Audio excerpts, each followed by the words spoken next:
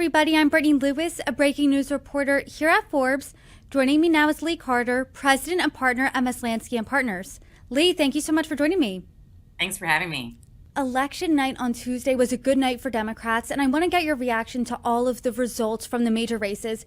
But first, arguably the most watched race was the New York City mayoral race, and that was ever since that shock June primary when little-known New York State Assembly member Zohran Mamdani beat former Governor Andrew Cuomo, the establishment Democrat, in a really shock primary, and then he won handily last night. And you wrote an op-ed on Mamdani's victory, and this is what you wrote, quote, "To some, that sounds like proof that the far left is taking over, but that's not what happened." And then you go on to say this: "He won because he captured something every politician should be listening to right now, a deep frustration that the system doesn't feel fair anymore." So can you talk to us first, to start off the conversation, why you think he won? The thing that I think is so fascinating is Mamdani is really like Donald Trump in reverse. He appealed to this frustration, this feeling among, and actually it's a very different audience. Donald Trump was after the working class who felt forgotten. The New Yorker that won with Mamdani is under age 30 and makes more than six figures, which seems insane. But the truth is, in New York City, they're frustrated. They've done everything right. They've worked really hard, and they can't afford to live without roommates. And they think it's unfair. They feel like the dream of New York City is gone. And he was able to appeal to that. Make New York affordable again. Let's bring down the cost of rents, bring down the cost of groceries, make it so that you can live and thrive in this city that you all want to come to for opportunities. And so you're saying that this isn't so much about the left moving towards socialist ideals. You're saying this is about the left realizing, hey, I feel like I've been lied to. I went to college, I got that degree. I maybe went in debt for that degree for a better life. I wanted that life in New York, and I was taught that if you work hard, you can get those dreams, you can live comfortably, and people aren't seeing that in New York. What do you think that means then for Democrats? Well, I actually think this is a signal for the whole Democratic Party that this is the direction they're going. And we can talk about it as going towards socialism, but I think that does about the same thing as the Democrats going after Trump, saying that he was after fascism.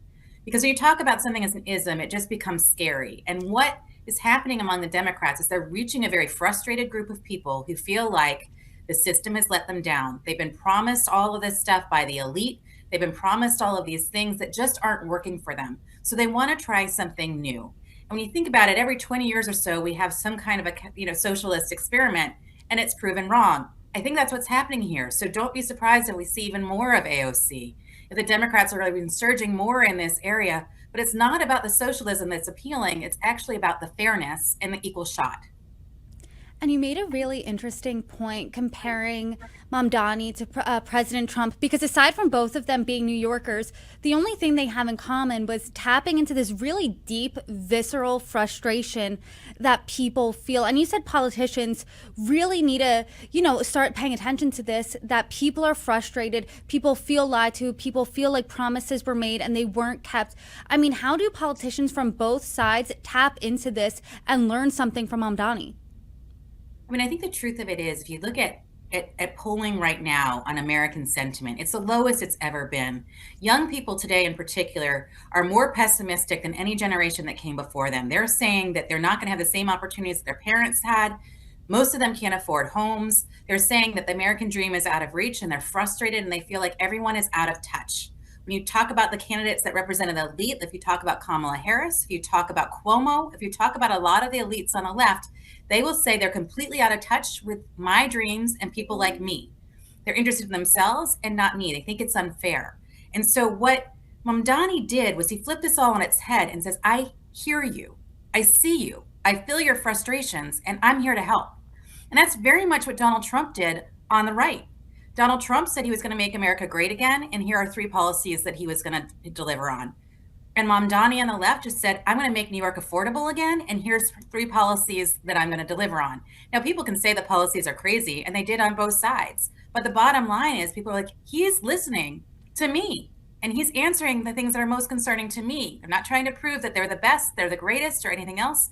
They're addressing my concerns. And that's something that everybody should be able to learn from. And to that point, then, I guess on the flip side, some Democrats have run on not being Trump, being the opposite of Trump. I mean, Biden won on that in 2020. It wasn't as successful in 2024, obviously. But do you think then Republicans are right now thinking, the silver lining perhaps to Tuesday night was Mamdani won, and we can run against Mamdani. Mamdani can be this sort of poster child for the Democrats, and that's what we can run against? I think it's a mistake for anyone to run against. I've always said you can always tell who's winning by who's acting versus who's reacting. And the party that's reacting is the one that's losing. If this becomes a reaction to Mamdani, then the Republicans are going to lose. What this has to become is a battle of who's going to deliver more opportunities and answer the grievance that people have. When Donald Trump ran on Making America Great Again, which he did in 2016, he won. In 2020, he ran against the radical left. He still had Make America Great Again, but his message was really dark. It was really grim. It was about this danger of the radical left taking over. And Joe Biden promised something different. He promised normalcy. He said, I'm not going to be that guy. And people wanted that. He didn't just react to Donald Trump by itself. And then in 2024, Donald Trump went back to what he was focused on, making America great again. And Kamala Harris really ran against him and the threat of Donald Trump being a fascist and all of that. And it just didn't work. You need to be the one setting the agenda. You need to be the one painting the vision, because people want to be led. They don't want to follow, and they don't always want to react. After the 2024 election, it seemed like Democrats a little bit were lost in the wilderness. It was tough for them to find their footing. Should they be more progressive? Should they go more towards the center? And you saw these two lanes get carved out last night for where Democrats seem to be going. And you see in New York City with the mayoral race and Mamdani's victory, he's definitely the more progressive Democrat. And then you see more center-left, moderate Democrats win the governor's races in New Jersey and Virginia. And both when it comes to Spamberger and Sherrill, former and current members of Congress, they both have national security backgrounds. Does this indicate to you, because of these victories all over the map here with these two specific lanes, does this indicate that the Democratic Party is perhaps getting to be a bigger tent? It seems like it's going that direction. Now, the Republican Party is a pretty big tent, but I am concerned about the Republican Party right now because they're fighting against themselves in ways that we haven't seen in a very long time. There was, with the rise of Donald Trump, there was the fight of the neocon versus the MAGA Republican.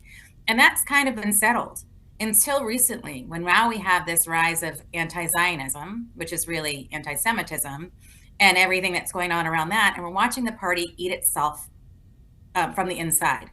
And it's a really, really dangerous thing that's happening to the Republican Party, because a lot of people want to distance themselves entirely. So a lot of the gains that MAGA made with getting, Democrats on the side of the right, winning over moderates, now people are saying, whoa, that seems a little extreme, and I want no part of it. And so the Republicans really need to be careful that they're not identified as the party of anti-Semitism and hate and all of the things that are on that conversation right now. They need to put that to bed, because if that's going to happen, it's going to filter, and it's going to be a much smaller tent for them to have. And this obviously was an off-year election. Next year, we're seeing the midterms. This was a nice little preview, though, of things to come. There's obviously many more races next year. If I'm a Democrat and if I'm a Republican, what lessons did I learn last night that I'm going to apply the next year? I think the few lessons that you need to learn is, one, listen to the Americans, answer their frustrations, and come up with policies that are going to address them. It's a very simple blueprint. I mean, Mamdani very much was like a cut, copy, paste of Donald Trump's blueprint. It works. Cuomo lost because he didn't set out a vision. He didn't have a plan that people resonated with. He made it about, I'm going to be ready on day one. Look at all my experience. Look at me. He didn't make it about New Yorkers. And so at the end of the day, the answer is make it about Americans. What are you going to do for America? How are you going to bring back optimism? What are you going to do for us? Don't just run against, run for America and Americans. And I think that's the blueprint that needs to be answered. And it's still the number one concern people have is affordability in the economy. And there's got to be an answer on that because that's obviously what was winning. And what do you think is the answer to affordability here? Because if we had this conversation last year, Republicans clearly won that messaging battle when it came to affordability. More voters thought that they could handle the affordability crisis better. Now, according to last night, people think that Democrats can. I mean, Who would have the winning message on affordability? I mean, what would that really look like? Well, I think it's the people who are talking about it. In 2024, the Democrats were trying to say there's nothing wrong with the economy. It's fine. Things are, maybe they're not affordable right now, but it's getting back to normal. Things are slowing down, and it felt like they were out of touch. What's happening right now is Republicans are in charge, and people are still concerned about affordability. And Republicans are touting how much better things are today, but people are still saying it's a lot worse than it was a few years ago. So Republicans better beware not to tell people what their reality is wrong. You can't tell someone, if I feel like I can't get ahead, I feel like I can't afford things. You can't tell them everything's fine. What you need to do is say, stick with us. This is the plan. This is where we're going. This is how things have gotten better, but we're on a journey to get to where you want to go, whether it's affordable homes, whether it's making sure you're not saddled with debt, whatever it is that is most concerning to folks, you need to deliver on that. And you can't tell them that their reality is wrong. I mean, to that point, that's what happened last year, and that's why voters were frustrated because they said Democrats were saying, the economy's great right now. People were saying, hey, I mean, it's really tough to put groceries and food on the kitchen table. Now it's the same, but Mamdani was really able to cut through by leveling with voters, saying, hey, I really understand that your dream in New York really isn't being realized right now. How do you think, and let's say you're not as progressive as Mamdani, I mean, is it just about a level of honesty with leveling with voters, and that's, kind of what can make you so popular? I think there is something to straight talk, leveling with voters, meeting them where they are, and addressing their biggest concerns. We always talk about the candidate that wins is the one that you want to have a beer with. And, in this case, that's kind of what it is. It's like somebody who says, I hear you, and I'm going to address your plans, address your concerns with plans that are real. And we might disagree with them. But the concerns are really valid, and people feel heard, validated, and like somebody's going to actually address and do something. And they're willing to try something radically different because they feel like they're so lost in where they are right now. People are exhausted. And when you're looking at the big races from last night, I mean, there weren't really any surprises when you looked at polling, right? Mamdani was the clear front runner. Prop 50 was sailing through. The New Jersey race looked tight, but Cheryl was ahead in the polls by a little bit. I mean, she did win handily last night. Spamberger won. Did anything surprise you from the results last night? What surprised me was actually the voter turnout. To know that in New York City, Mamdani, a self-proclaimed socialist, won with a record number of votes in New York City is really something that we need to take seriously. There's that level of enthusiasm for him. In New Jersey, we saw record turnout too. And so when you look at that, you've got to understand that there is some very real momentum, and the momentum seems to be going towards the left. It's representing saying right now, we want change from what is. Now, each state, I'm not surprised New Jersey went to, a Democrat. I'm not surprised Virginia changed either. I'm really not surprised in California.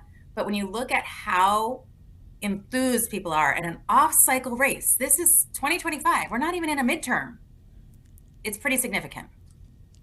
I know, it was shocking. I am a New York City resident. I'm a voter in New York City. I mean, I was at the polling place before work yesterday morning at 7:30, and I mean, it was packed there. It was a little bit before rush hour, but I mean, for 2025, I mean, it was it was insane being there. I'm curious, what are you looking out for between now and the midterms? What I'm looking out for, I really want to take a close look at the voters who went out to support Mamdani and really start to understand them. These are voters that a lot of people don't usually talk about. They're under 30. They're often dismissed, and people say they're not the ones that turn out, but they turned out in record numbers. So I want to know, is that just a New York phenomenon, or is that a nationwide phenomenon? I also really want to understand what issues are most important to Americans. I think a lot of people are saying the economy feels a little bit better. I don't think that Americans feel that the economy is a little bit better. I don't think that people have been able to save. You look at all kinds of numbers as far as credit card debt and other kinds of things. Things are getting worse. You're seeing a lot of uncertainty about what's going to happen with the future of AI. And so I'm going to really be looking to see which party is going to try and create certainty in an uncertain world. Well, there's certainly a lot to look out for, and I hope you can come back on and join me and break it all down. Lee Carter, thank you so much for the time. Thank you so much.